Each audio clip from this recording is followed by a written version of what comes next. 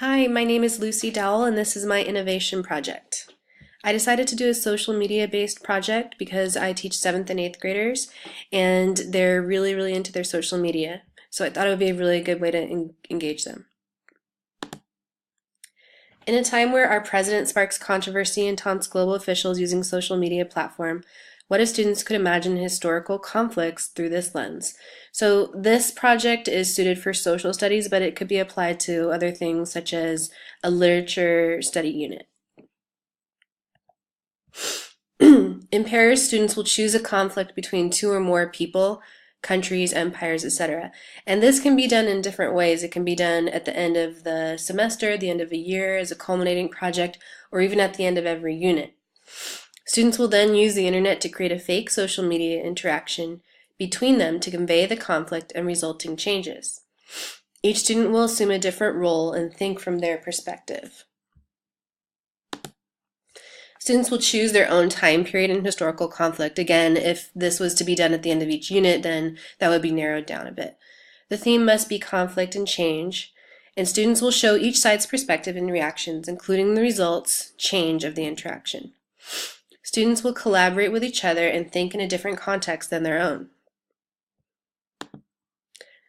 So for the depth of knowledge, I decided that this was best fit as a level 3, which is strategic thinking.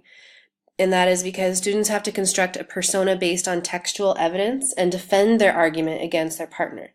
So this is sort of a take on debate because they get to argue with each other and defend their arguments, all while using evidence, but they're doing it through a historical lens.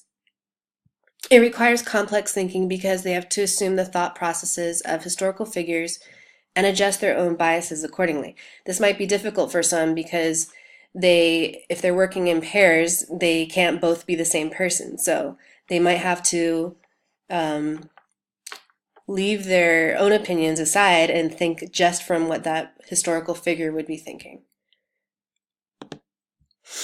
For the SAMR model, I thought it best fit with a modification, and that's because the social media platform engages and hooks students with what they already know and are interested in, and allows them to debate with each other in a recorded visual style, which allows others to view the debate at any other time and moment and comment.